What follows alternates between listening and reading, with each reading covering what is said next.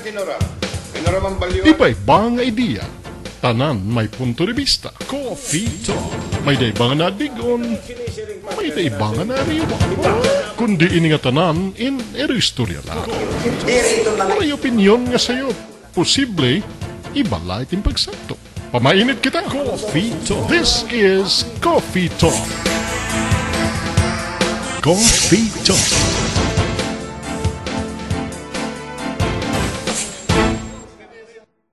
Good morning, mga pingaga yung atanan mga kasanggayan. Coffee Talk time na liwat. Yan ang aga din ng IBC6. May nakita bisita. Medyo naiiba nato niya na bisita. First time nato na Coffee Talk may bisita Tikanghin Foundation. Or kaupod nato niya na ito, Executive Director, ito Institute for Local Innovation and Approach in Development. Mr. Bimbo Cabidogo also writes with lately Samar Daily Express. Kapod ko ito, Arbibar, of course. Good morning, partner. Good morning, partner. Yan na, totoo istorya, baga kanan mga... High-end. Oh. Di gandoro. Okay, man. Ayaw kita ito, kaya dito kaya abuton ito. Di rin kanan highly urbanized city. No. Normal lang kita. Good morning, Bimbo. Mupay nga agang gihapon, Tatay Hex. Mupay nga aga. Doktor. Bimbo, ano itong alien? Kaya nakin babaro, ang alien nga ng Odyssey. Ano function niya? Baga may pagka-homeric symbolism yan tiya. Pero ini nga alien, sa inihan nga non-government organization. NGO. Registered with the Securities and Exchange Commission. Ano yung baga pangunahon gud nga mission, ang makipagburobligay ang mga lokal na ang gobyernohan, nga mga organisasyon na komunidad para ang sinisiring namon yung sustainable development. Kareksin nyo namon ito dida nga ang focus ang development, di rin nalaad ang mga pansiminto, mga infrastruktura, kundi ang kinabuhi mismo ng tao ng paswag. Kumbaga, nagtutuo ito ni Eliad nga bispan masiminto nga tanan, mabutanganin mga gymnasium nga tanan lugar, kung itong tao waray kablas lagi hap, waray gamit.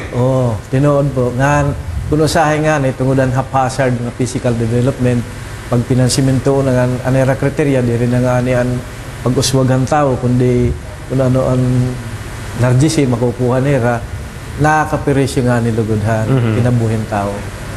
So, i-start din kay natikangan man nato ni pinag nito human development. Yan ang uso, Bimbo, ng partner. Bisan Metro Manila. Uso yan na ining disaster preparedness pagpreparar iton mga kalamidad.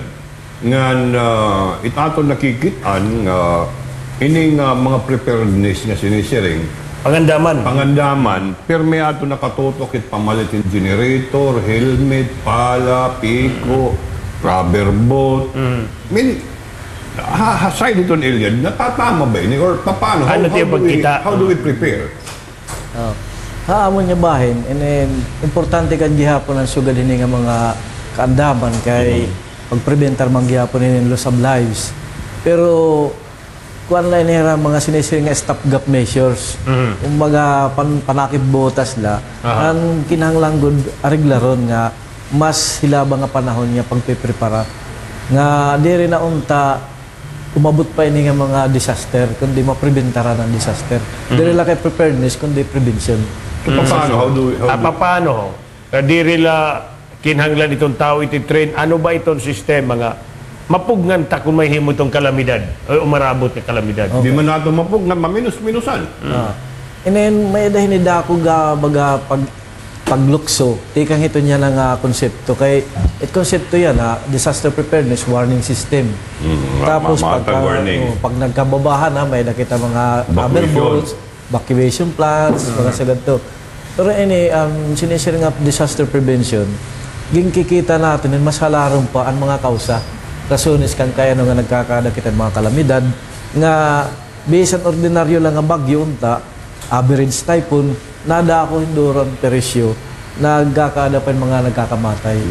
Gutay lang ang bagyo, gutay lang ang oras, nagbababahan kita. Nagtutundok ini nga ang problema gud maiha nga panahon nagtika perdian atong kalibungan. sinisiring nga na environmental destruction na hinay-hinay la tungod hindi rin maupay nga aton pananawahan development. So, may dasayop pan aton development in terms of planning for a particular place to develop. Oo. Nga patakala kita, Patakala. bagawaray kita Panginano, what would be the effect kung magbutan kita sa ganun nga structure, how would it affect us in the future? Kasugad. So parehan kuan ini sinisiring ini nga watershed year disaster management and September 26, 2009 nga nahinabuha Typhoon Ondoy. Typhoon Ondoy. Na sinisiring average typhoon pero good man freak an rainfall kay Taas siguro. Taas equivalent to 1 month. Pero nasugad adto nga kadakon epekto kay ang mga contributory factors adto waray na good man an partihan kalibungan nya pwede dumipensa ang tao. So meaning kumbaga na prioritize in mga infrastructure project pero ang mga natural nga angin natong buhaton na panalipdaan na nangalimtan ta. Nangalimtan. Like ito environment Environment na dapat in-considered kunta. Oo. Kay may mga natural defenses and environment nya pwede unta mapreventaran ang dakong kaswalidad. Ano ini nga bagay nga unta angay gimbuhat ini to prevent ini kalamidad? Pagkita namon una iton sinyuntan riverbed siltation. Pagkataasan levelhan riverbed tungodhan soil erosion, massive soil erosion na igbaw. Nadideposito ang tuna nidan riverbed, siyempre, nahababaw na, guti ay lang pagtubig, di pa yan nakakadalagan nga downstream, nabahan na yan. Oo, nahapaw na nga din. Dapat inigin kabkaban. So kumbaga, amin it natatabo din aton lokal, kumbaga it mga panguna nga mga salog din aton, di may dulag, or din ito nga mga hagbabaw ng duro. Di ba? Magkikita naton nga di ito mga dagko nga salog, may da niya mga tunan at budna, di ba? Amo to sa mo naman nga island, di ba? Island. Nga nakamatay mangyapinihan aquatic life kay siyempre mga burunayan ng mga isda nagkakadidistro so naghihapon. O sa ini nga sinisinga contributory factor. Ano sa nga dako nga contribution sa Ganda Manila? Puro simentado na itong lugar. Sinisiring na nga natin ito nga concrete jungle. Kaya so ganit jungle. So ganit Marikina. Itong Marikina is 21 square kilometers la ito hiya nga tuna. 21 square kilometers. Puro simento. Pag nauran, di rin na nahunob tubig ha tuna. Adala yung simento. Tapos guti nga panahon adin na ito mga kanal nadalagan ng tubig. Ang mga kanal mga simentado liwat guti ay nabalik dahil ng tubig. Mga waray 1 hour may flash flood na hira. So, madalit sabi, ang planning usang lugar, waray niya nakabantay ang mga natural nga paagi. Pag pugong natural nga magkakaulpot. Like for example, uran. Since time immemorial, uran na ulpot ito. Anad to, may nasiring kita nga, anad to di man nabaha din. Kaya yan nga nabaha na. So one of the causes, mga kasangkayan, nga na yung komunidad, yung pinansimintuon na partner. Which waray na hinuhumban ang tubig. Waray na seepage. Waray na seepage ang tubig. Nabalik, tama, nabalik. Ang kanal simentado. Tapos na dinaambakan ng kanal, hababaw. Waray ibang kakantuan on the principle that water seeks its own level. Kapag bumalik, tingnan yung babaw. Yun. So ano man angin mo? Kasi... So iyo pagkita ka mga non-government organization, ano't sadang buhaton? Di dabahit mga local government unit pinamamatian ka mo? Kay ba ang maram ka naman iti mga mayor, sharing panimo, kumasiring kita nga, i-prioritize ta itong parte itong environment. Bangin ka itong Gaussian mayor. Pero kung sumiring nga, aadihin infra. Pwede kita mag-istorya, bisan kakuan ng kape, di ba? Di ba niyo ito nakukonsider? Nga problema, nga? May adadako ito nga problema kay di rin mang good on board ang local government unit. Bisa na partihan development, parti pagsulbarang kapobrihan. Di rin mang good itira kay kadganahira mga politiko nga tao, ang simpan, giniinisip na nila kung paano nila makakakuha lang. Makaka-re-elect. Oo, nga. Makakakuha ang pundo. Siya Makakabawi. Yan makakapundo lahat para sila nga eleksyon. So, para iyo, how do we solve the problem? Siguro ano sa nga importante ka pa yung sugad din yung mga programa kay napapakusog niyan advocacy. nga mamulat ang tao nga kinahanglan na gunira ig-assert kan mga local government leaders nga magdumarahan kaswagan. Aparte naman haamon, may kinahanglan bag-uhunhan physical configuration han usa nga urban center. Kaya pareto na nagimulat ang typhoon undoy, nakita namon nga di rin mapwede, imbis ka na din, magbabalay, magbibuilding, magbubuhatin mga karsada, nga di rin kikita ang kadaan niya mga kabutangan ng landscape ng lugar. Ang baka ko na natural, natural landscape ng lugar. So, kailangan may mga partigudhan mo urban center nga i-development to mga tree lines, tree parks, tapos aabrihan mo gudang tuna para ang tubig makahunong ganta ilarom kay ang ilarom man to no bagabaga gay peto lake garing guti lang content ka tubig tapos ang mga trees na usop gyap ito ng tubig kahit mga duha ka do pa nga kuan nga kahoy 22,000 liters ito kuan niya baga ito yung tangke gap yung tubig ta kumeda kita ito mga pirala ka puno di na ito ada surface na tubig ito na ito mga puno. Salita mo ngayon partner nga kay ibang countries ito ay mga tree park nira, itong mga kabanwaan, yung pipit ni kan, di rin lalaban. Oo. Samantala din haton, kaya daron ako manggulit-gulit simento. Okay, dahil ginoo ko. Kaya kita, usapay ni nga cost din, nga, ini daw nga, danay iba nato nga kabugtuan, di rin la partit infrastructure, tulit kawarayang gihapon. Imbisit pagkita itong kahoy, para ato ni appreciate na pa'y tubo, pagkita nila kwarta. Nagkakita ka nga, danay ti ka nga samar, nakakuha nitong puros kargado yung mga kagunti-gunti, surong ula-kulot nira. Di ba? Usa ito nga nakakapikto. Nandakot ipikto rin nga daw, itong environment. Pero bakit ulit nga problema, Bimbo, ano nga? If we present this to an LGU, willing ba LGU paggubahit existing nga mga infrastructure, like, for example, magtatanong ng mga kahoy, mag-open park ka where you plant banwa nila. Will they be open? Ito nga idea in solving the problem? Coffee Talk.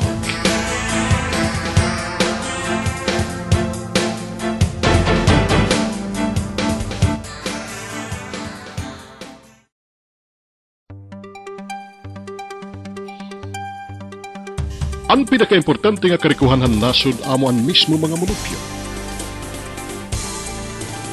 Improved health facilities, youth development, self-empowerment through livelihood programs,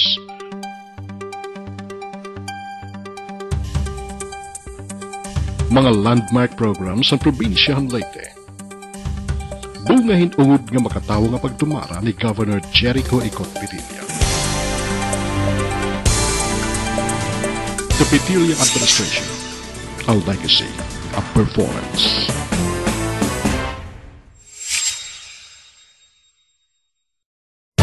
Coffee Talk.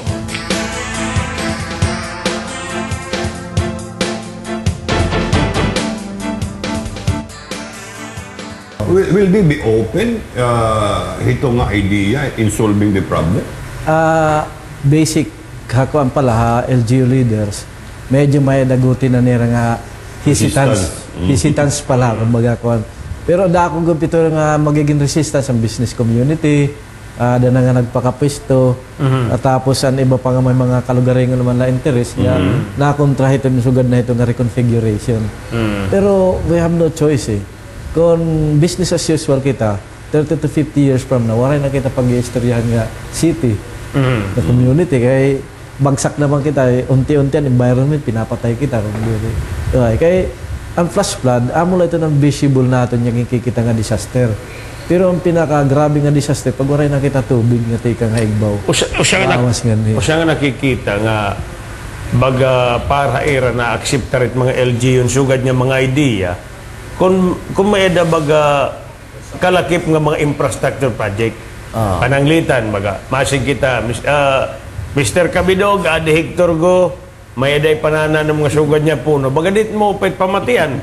Pero kung nasiring nga, aadin, upod na yung mga paniminto, itong ligid-ligid, mo pwede para ira, di ba? Oh, may na ito. And then, kumbaga, attractive business proposal. Labi na kung nasiring nga, LGU, pwede mag-alutagan yung kandidat. Di ba? Amo ito, naarsa na yun at mayor. Pero kung nasiring nga, adin pira ka milyon, ikakadin ng LGO, mo pa'y pamatian itong mayor, di Amo ba? nga nitang sinisiring nga, paggawa sila ng mga disaster preparedness, no, what LGO who bothers to think nga, anong kitang kahoy with our preparedness? Anira good, pamalitin rubber boat, generator, kumbaga, kung hanan income generating, kumbaga LGO ka, doon kasi kung mananong kang kahoy, libre seeds. Or mo plaza din nga bugos nga siniminto. Masang titibaguntay ni, kaimbis nga siminto, tatanmantan na lang yung lakatan. Para na-absorb yung tubig, di rin kita naglalalasaw, di rin kita nagbababaha. Because ang concept mang gudad to, nga tungod kay malasaw, tungod kay malagay, its solution hini is simintoon. Hindi na makatuyaw. Labi na kay habaw mo itong simento, maaram na kamo. Nasa rin PWH, maintain the center line, prioritize the sideline. Pero have you tried talking to an LGU nga medyo pinamati? Bis naman latong pamati. May agad. Kaya ato niya na project ka Marikina. Marikina, City of Marikina. All airs man Mayor de Guzman dito. Ilan mayor dito? Mayor de Guzman. Di Guzman. Nakikipag-partner ko diya so dito. Although, siyempre, tinitimplag hapon ang political aspects kay makuri man daan tinatsada. Babalansihon. So, ano una ito dito? Ang comprehensive land use plan. Kaya si LUP, di na marireconfigure kung nahanin pamumutangan mga residential houses. Pero actually, this is an attractive economic proposition gyapon kay ginagastuhan na gud yan ang panahon nitong sinising ekolohiya. Kabugos sa kalibutan because of climate change, di ba? sa rin pa natin, kung nagasto kita at panapton, nagasto kita at pagkaon, we also have to pay the cost for ecology. Kay ang equivalente niya, ang kinabuhi yan, ang kinabuhi ng future generations. So, many sectors in society are already willing to pay because a big ecological development. Tawagin nila green economy. Itong participation itong iyo organization or foundation, ano iya? Pwede ba kamo naghihimulak ang planning it iyo or may dabay corresponding nga mga assistance gihapon or what? May da. And then, pero basically, di kami ang mga tao nga na-organize tapos nag-advocate. Kasi yung panamon, ang mga politiko liwat, bis nga sa lakapamilya, kumbaga nagtatampo, kakalisagiran mga pagsuyo. Sa pa sa organisasyon, damot membro, kumbaga nag-a-assertar nga sa garuntahin baga namamati hiraliwat. Kung sa miringani kita himuntay ng ordinansya, baga namamati. Kay tukos nila tayo, politically, kung may mga tao na nga sugadin ni kadamo nga nag-a-advocatein usang strategic direction. What you're doing in Marikina, do you think magiging feasible, ma-apply to dinihaton doon? Dinihaton local, like for example, Tacloban or ha province of Leyte? Tacloban, particularly, necessary na ko dito. Pero, nakakaiba Tacloban, kay may rural component pa ya. Diri kay purely urban center. Para sa Marikina. Oo, nga puro na good ito, mga kabablayan, kabildingan, mga commercial industrial establishments and residential houses. Pero Tacloban, may na pa niya mga bukid, may na pa niya mga tuna, nga pwede pa ninaralmanin pagkaon, yung mga tree lines, mga sugad to. Pero ang attractive proposition to din, sinising ang vertical development. Magkakaada mong kapitiran income. Kaya pag nagtayo na kita, imbis nga ang building mga sugad da, pataas na kaya para ma-release muna ng ibang apartment tuna for tree parks, mga kuhan. So, di rin ngayon maupay, in total development, no, nga, di rin mo i-consider an aspect ka magbutang kahin mga garden, mga tree park. Kaupod ko dito at kinabuhit tabo. Kaupod ko dito. Hindi rin pwede kaurag partner yan mga plaza, simento lang. Simento lang. It mas Juanet Plaza, entablado dayon. Simento. Simento dayon. Biston diri kita itong kahoy dito, basta may simento. Di ba? O di nga ni, sa bagay, labot lang ang Rizal. Kung gusto pa mayor maghimoin, inistatwa para ihimuan. So, parang yun nga, for example, a place like Tacloban, dako ba't saan sa nga maayad, no? Kung may dala iton mga namumuno, willingness to listen, and Sabagay, kaya bisig basura din ang takbo. Adi man to sa nga problema, partner. Kung hira Mr. Kabidog magkakadang consultation ng mga tao para hira pwede makumbinsit mga tao. It differentiate kung it mga local officials nga nasasakupan it bugnol. Iba-ibang idea. Tanan may punto de vista. Coffee Talk. May daibangan na digon. May daibangan na riwa. Kundi ini nga tanan in istorya lang. May opinion nga sayo. Posible, ibala iting pagsanto. Pamainit kita. Coffee Talk. This is Coffee Talk. Coffee Talk.